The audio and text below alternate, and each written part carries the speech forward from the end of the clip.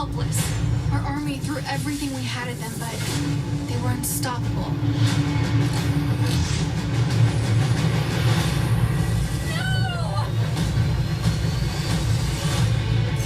You've seen these before. A lot of them. On Krypton? In Kandor, the capital, the day it disappeared. I'm Matt Bomer. I'm the voice of Superman in Superman Unbound, and this is the Superman homepage.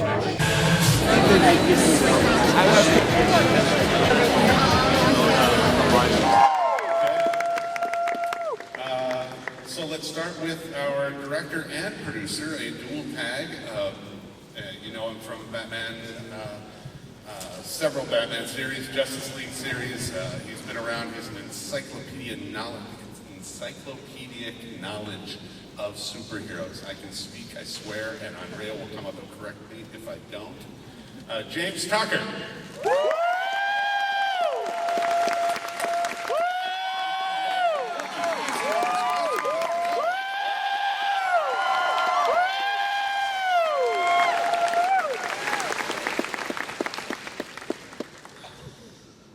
What can you say about this guy that hasn't been blathered by people all over the planet every time he's on TV and movies in time? It was in my room last night. I was watching the doggone film.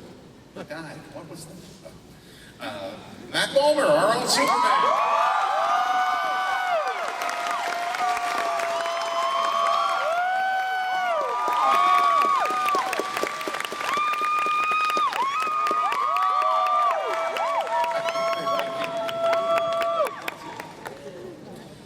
As I like to say, I think it would be a shorter list to name the films or animated series that she hasn't voice directed. 8-time Emmy Award-winning dialogue and casting director Andrea Romano.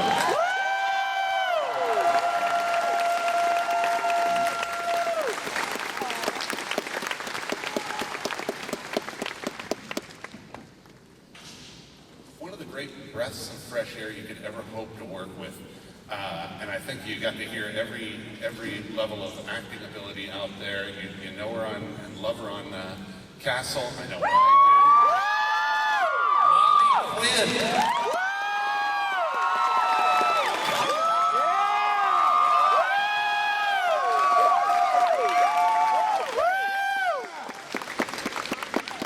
Molly, you look amazing! Tweet her about it. And our fine screenwriter, an amazing individual, wrote both halves of Dark Knight Returns. You get to love his fare on Warehouse 13. He's been locked in that writer's room for days. The writer of Superman Unbound, Bob Goodman.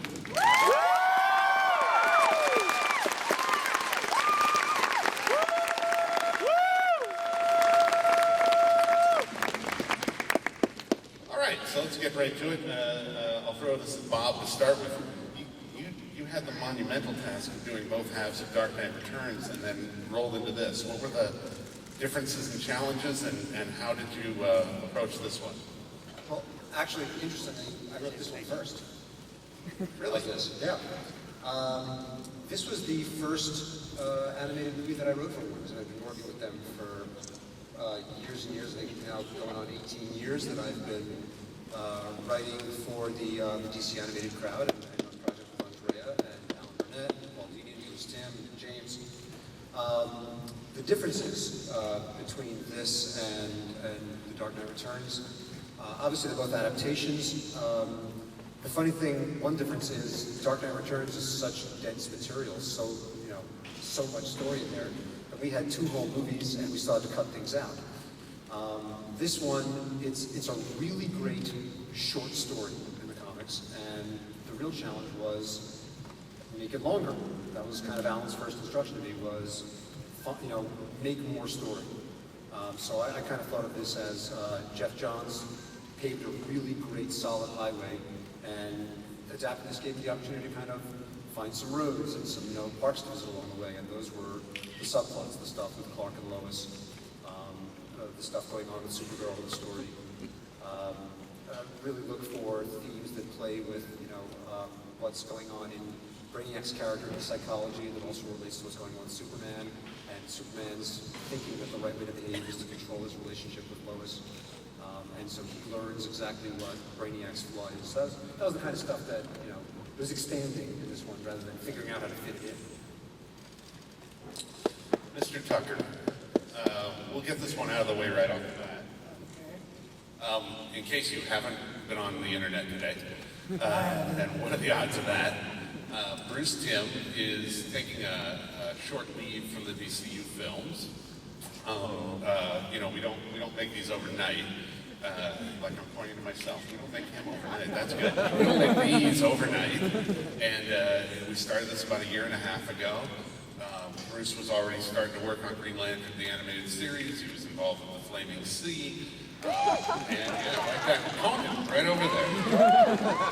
And he is developing some original material that you guys are going to Jones for. I'm telling you, it's something else. So Mr. Tucker will be has inherited the reins and is steering them in quite the way. So you want to give me an idea of what the new approach is to the DC Universe animated original movies? Well, me personally, anyone who knows my work from Brave the Bold knows I love the DC Universe. And so I just want to bring more of that to what we're doing with the DCU, with the movies, bring more of the whole world of DC to those characters. So it's just not Superman, Justice League, Batman, but it's a whole array of the DC Universe. And so that's my goal going forward. But, you know, that's what we've always tried to do as a group, and I think that's what I'm going to continue to do. And James, congratulations, man. Oh,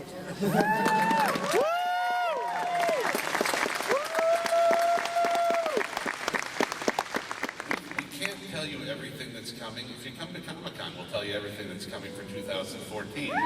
But Andrea, you want it? What? When's Comic-Con? Comic-Con's in the summer. It's the middle of July. It's a beautiful time in San Diego. You're gonna love it. I'd call now to get a hotel reservation. Andrea and James have been working feverishly on the entire 2014 slate, and we do have 3 films coming then, and I promise you guys will love it. So, and have I ever lied to you? No. I'm one of you guys. It's the fun. Speaking of one of you guys, one of the fun parts of working with talent that we have is when they get excited about a project. I once said Thundercats out loud and somebody on this panel's eyes burst. Yeah, he knows. That's the guy with the Clark Kent glasses over there. This was a role you really wanted, though. I mean, you've got the little Superman experience anyway, right? Correct. Yeah. You know, I think it's such an iconic part for anybody who grew up loving superheroes, or any human being, really. So the chance to get to play it in any medium was just a dream come true, and thankfully I had these two to guide me in newer waters, and it was just a blast. It was a dream come true. He was really good, wasn't he?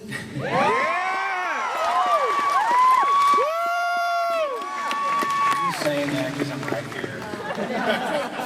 When Superman first opened his mouth, and you know, we make these movies a long time ago. We recorded them. I don't remember how long ago we did the ADR, but many months. Yeah. Stay on mic, please. You don't see it for a long time. And so when I scream in here with you guys, for me it's like watching a new movie. It's just like I've never seen it. And when the character first opened his mouth and your voice came out, I thought, perfect. Absolutely perfect. That's of all the superhero voices that we record, the most difficult is Superman, because I counted no less than 8 times we electrocute you in this. And what that requires vocally is very, very difficult. And I recall, we did the ADR session, you came in and recorded like 3 hours of ADR. Yes. Then we had to leave and go do something. Then he came back and screamed for like another 2 hours. We saved it to the end. So he'd still have a voice left. And I gave Andrea and James a few good laughs because I got really into it physically. when Superman was punching, I would punch however he did. When I got hit, I was like hitting myself, I was knocking the mics over, and I'd look in the sound booth and they'd all just be laughing at me. We were really good at catching hits we missed. Oh, So, nice. oh, wait a minute, Superman hit that guy. All right. Well, You're right. gotta Yeah, go let's back go and get back. it. fiance? I'm a glutton for punishment, I guess. Just to jump on with Andrea, I mean, you brought so many different layers to the character. You know, obviously everything's about the sort of iconic strong guy who knows everything the right thing to do. But this, you know, this particular version of Superman needs so much humanity and his relationship side and his vulnerability and, you know, not knowing what to do with Lois and just every piece of it. That, just as Andrea said, I mean, the minute you start talking, it's that Superman. And, you know, we, myself included, have a lot of other Supermans in our heads that we're hearing. And a second in, you don't hear that anymore. Just everything about it just is perfect. Thank you very much.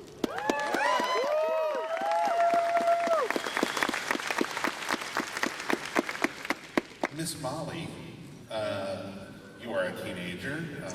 Supergirl is a teenager. There are a lot of teenagers in the room. There are a lot of preteens in the room, apparently. Still reading comic books, I know. Could you fully relate to Supergirl and her emotions? Was that an easy turn for you? I have to say that was very easy, but she tends to be more right than I am.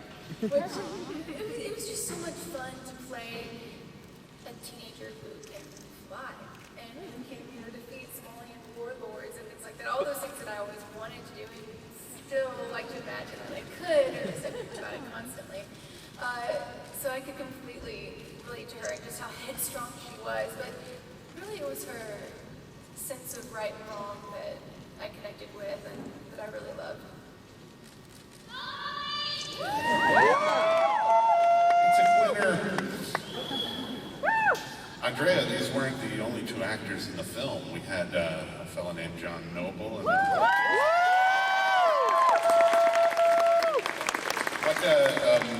And I remember John doing a lot of closing his eyes and putting himself into the moment. What were the keys? And I know you guys have been close, so. He was, I loved working with him, so incredibly elegant and wonderful. And, you know, we spoke a little bit about how we have previously portrayed Brainiac in a somewhat robotic way, and we opted completely not to do that.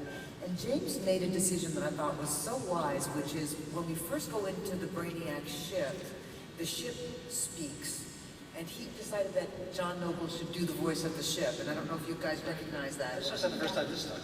You just noticed it now, yeah. So when you buy the DVD on May 7th, listen to that. You'll notice that you treated the voice a little bit differently, though, didn't you, James? You did something, pitched it down, and electronically fussed with it. But it was such a great idea because then later in the script he actually says, "I am the ship," and then okay, well that makes sense that Brainiac would speak it in that the ship would speak in Brainiac's voice.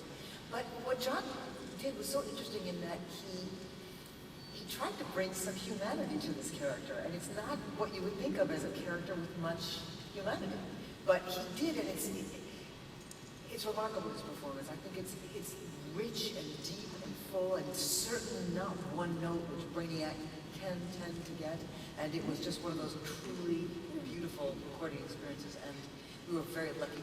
This entire cast assembling it was remarkable that everybody was available, who could get them, and that they worked so well. And as you probably know, almost none of the main actors in this worked together.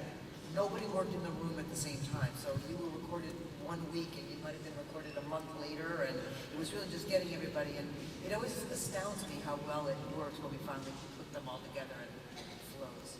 And I think it worked beautifully. I just want to say one thing.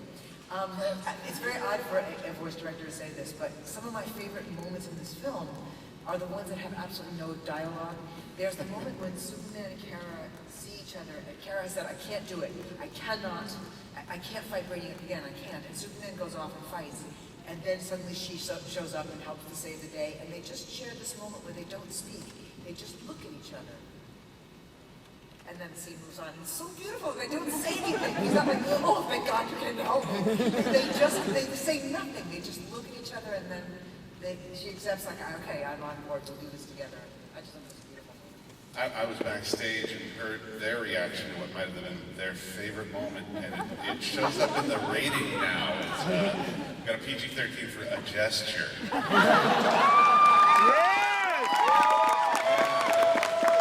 Kids are in the audience, man. Correction, a rude gesture. A rude gesture, that's right. Oh boy.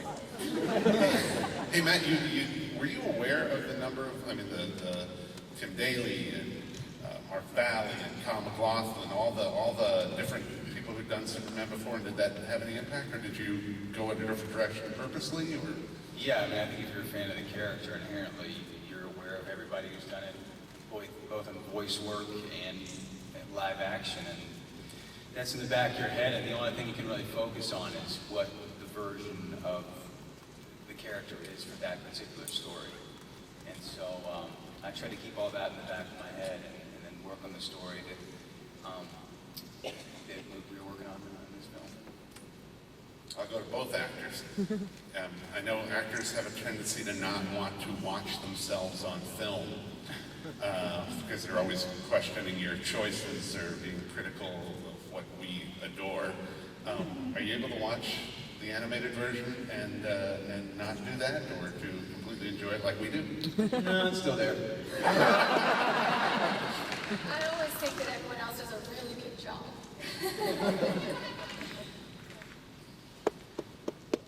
I don't know. Does anybody out there want to ask a question? Yeah. Oh, there's a line out the door. Okay. All right, so here's your objective. State your name. Make it a question. They know that you love them, so we're there. Don't ask for kisses. Nobody's getting one except me.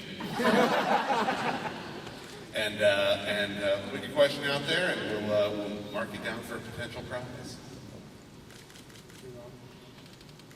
Okay, great movie, I love it, especially Superman so far, great.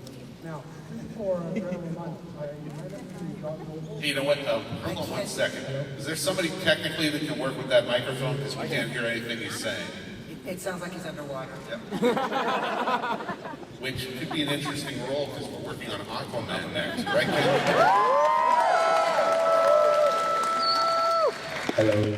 That's much better. Great. Now say your name and don't start with the compliments. Tell us the question. There's lots of people in line. All right. Umberto. I spoke to John Noble about 2 months ago, and I asked him, how did you run into Andrea Romano? And he said, I'm going to work with you. How do you have the ear or the eyes to know I want him or I want her to work on an animated movie for me? You mean John specifically or any movie? Yeah, well, John, but any other actor, like we got Matt and we got Monty here. How do you have the ear, the eye, say him, her, you know? Well, you know, I always keep a wish list of actors that I want to work with, and then I'll get a project and read the project and then look at that wish list and see if any of those people fit into any of those characters. And John Noble specifically, I had met at Comic-Con in San Diego like 2 or 3 years ago at a Warner Brothers party, and was such a huge fan, and went up and introduced myself and said, would you ever want to come and work on one of these? And he said, oh sure, it'll be my pleasure. And so I was just looking for something for him specifically, and Brainiac seemed the perfect choice. Matt, we had talked about for many different projects. I just couldn't work the schedule out, and then when this came along, as a matter of fact, was it even before we offered you this that we talked about Thundercats? Because I was making Thundercats. I wanted so bad to experience is so surreal for me, I can't even process when it happened. I know. Thundercats unfortunately did not get picked up, and I couldn't get him in on that. Molly and I had worked together on Ben 10, and I knew when this came along and that we needed a young Supergirl voice, she was absolutely my first choice. I just went, I know we can do this, and everybody said, okay, let's get her. And she was available, and it worked. And she's so beautiful, and she does such a beautiful job. How did you go to John Noble perfect for Brainiac? You're right, but not in 1,000 years would I have thought that. I can't really say that I can remember exactly why. I admire his acting so much that I just thought this role requires such a sensitive touch. And I knew he was a sensitive actor that way, and that there was the maturity in his voice that we needed. It couldn't be a young voice. I'd have some age to it.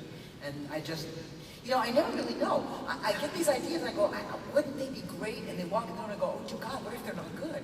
And so I spend every session wondering, what if I made the wrong choice? And then usually I'm right.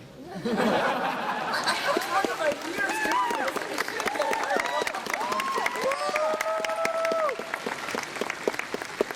Every once in a while. Next, Sheriff. My name is William Fitz / Rick Grimes, and my question is to anyone this may concern to in the panel is, what part in the comic book was hard to adapt to into the film that you wanted it to be, but just couldn't because of the difficulty of adaptation towards transition movie? That. Well, most people refer to the visual style and wonder why we changed it. And I look at it this way. If you're going to do a likeness of Chris Reeves, you better have Chris Reeves do the voice. And I didn't have Chris Reeves, I had Matt Bowman, and he was awesome, and why not, you know? So I think, you know, why would I draw a caricature of Superman to look like Chris Reeve when I have Matt Bowman here? You know? Right. So that's the way I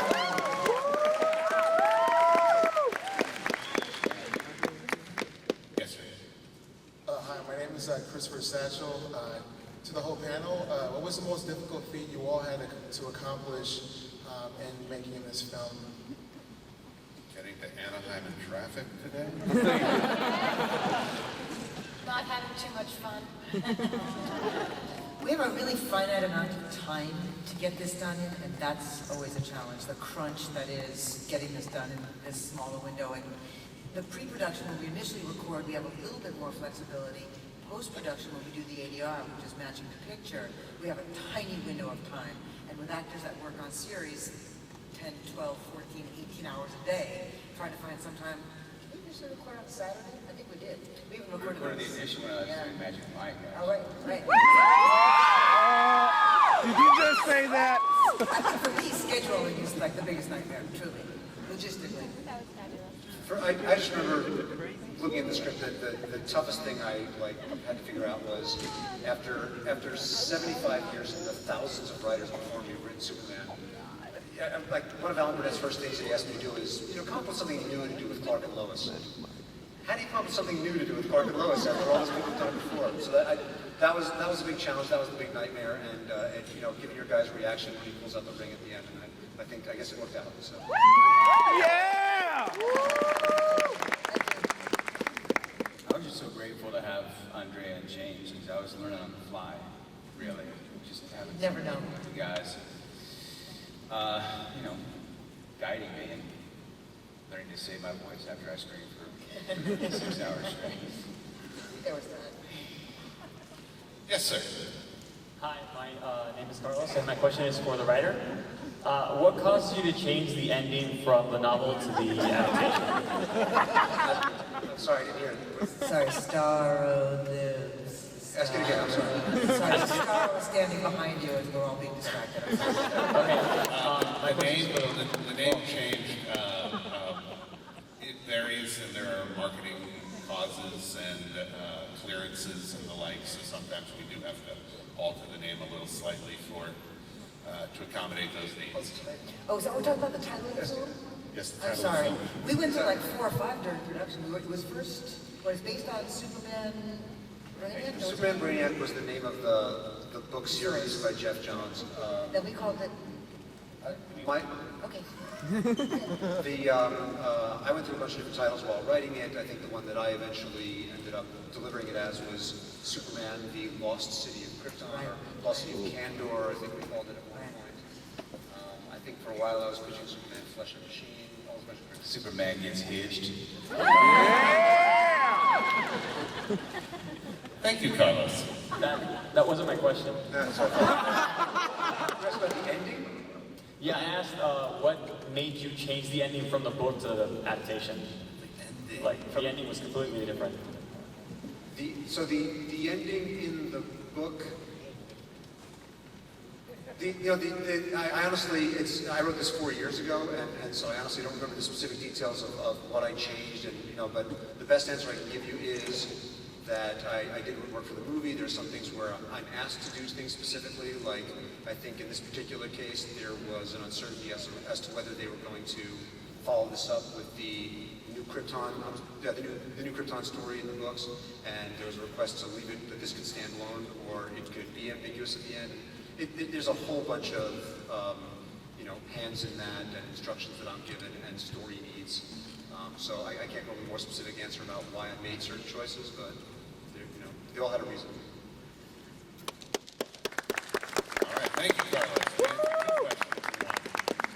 Starro.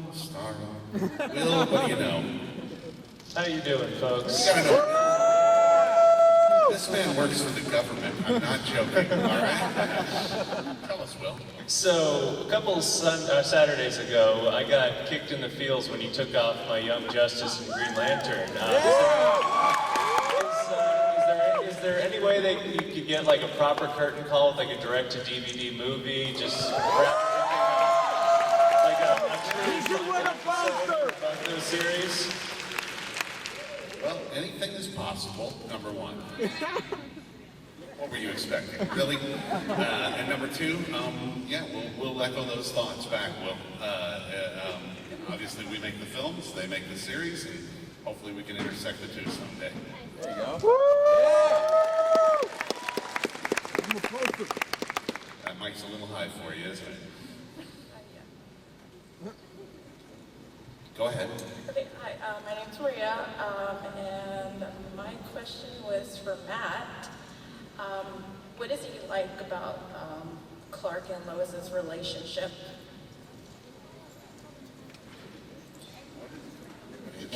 What I liked in this particular story is I found Superman quite mature in this story in general.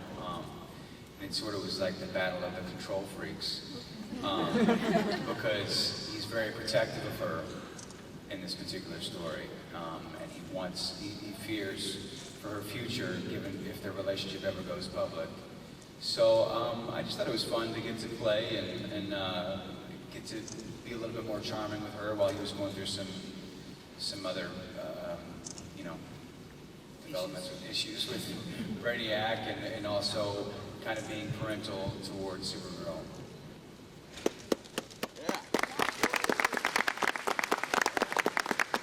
Yes, sir.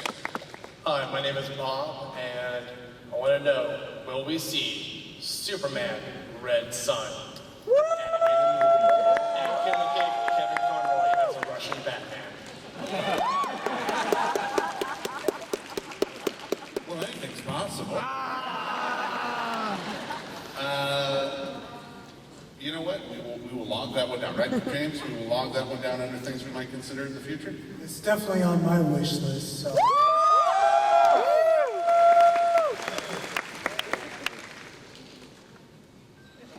Yes, sir. Hi, my name is Eric, and my question is, how did you, I'm trying to figure out how to word this, how did you guys come up with the way that you projected Lois so that she wasn't so much B-word as she normally is? Because it's more for the writers, but... Well, I mean, one, I would differ with your idea of how she usually is. I think Lois is like, one of the best characters ever of anything. The comics or the Superman franchise. She's just one of my favorite characters to write, period. And I think she's, the strongest character in this movie. She's like the one who knows herself the best and knows what she wants. And You made Molly gasp when you said that. That wasn't about Supergirl. That was about you. That was about the characters. I mean, the whole cast was incredible. Let me just say that. Just amazing. So back to Lois.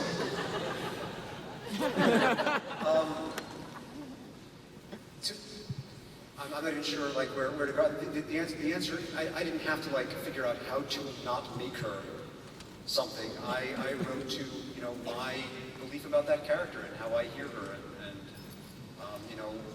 what I was taught about Lois working with Alan and Paul and Bruce all those years ago. It just that's what came out. We also hired a really talented actress to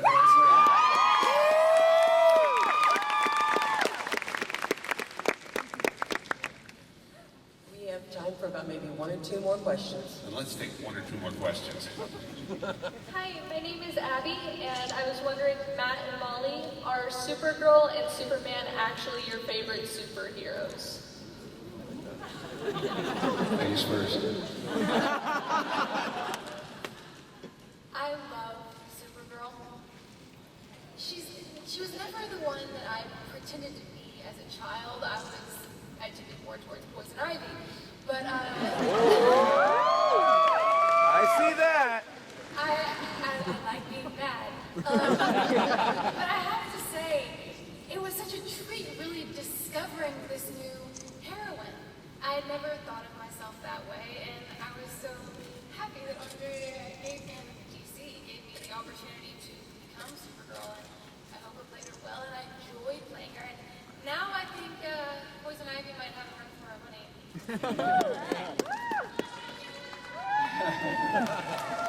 Growing up, I was always the sidekick or the lesser of whatever my brother was. So if he was Superman, I was Superboy, or if he was Batman, I was Robin. But my mom made me a Superman cape one year, and I wore it out for like 2 years. So I guess I manifested Superman Unbound unconsciously when I was 4 or 5 years old. Yeah, so I would say he probably is. I also like Nightwing a lot.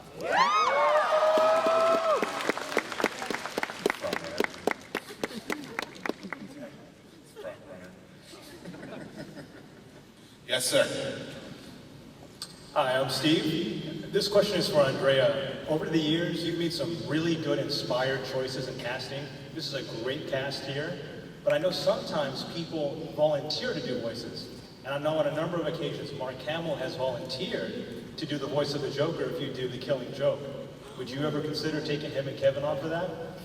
You know, any project that comes my way that has Batman in it, the first question I ask is, can I use Kevin Conroy on this? And this is not made by me. I get my directives from DC Comics and Warner Animation and Warner Home Video. And so, I mean, whether it's Mark Hamill or Kevin Conroy, when I prep a script, it's their voices I hear in my head. But that's not always the way we want to go for whatever reason. We don't always want to repeat ourselves. We want to do something different. We're going to use a different style of art. We're going to give them a different age. We want to do a few things different. So whether that piece ever gets made or not, it's mentioned every year, The Killing Joke. I have no idea what the various powers that be will tell me that they weren't for it, but I certainly would consider it. I'm guessing this is the last question. Hi, really quickly, congratulations to James Tucker for filling in for Bruce Timm. And then second, how do you know what elements do you take from the comic book and then put it in the movie? So how do you know what to change? And finally, can I have one of those posters for my classrooms for my students that love Superman? We'll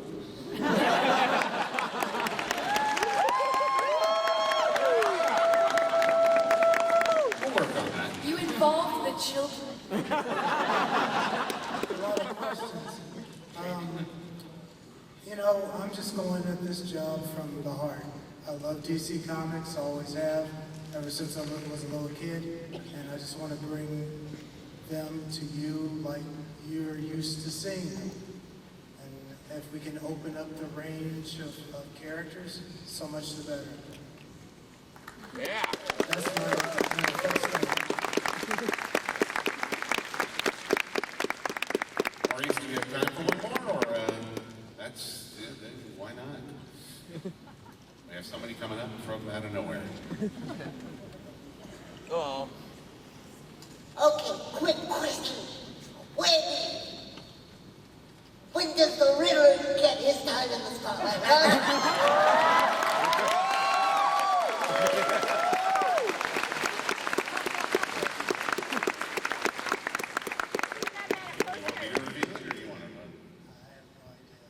When does the Riddler get his time in the spotlight? I guarantee you'll see the Riddler before 2015.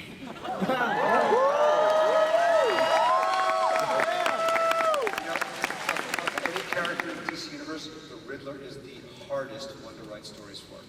They are the toughest stories to write. And it'd be great to do it. Sounds like there's something in the works. I'd say it's a big role, but you know, it's good, and it's somebody that we love, so we're going to have fun with that. All right, that's it. That's all we have time for, correct, Maurice? All right. I want to thank everybody.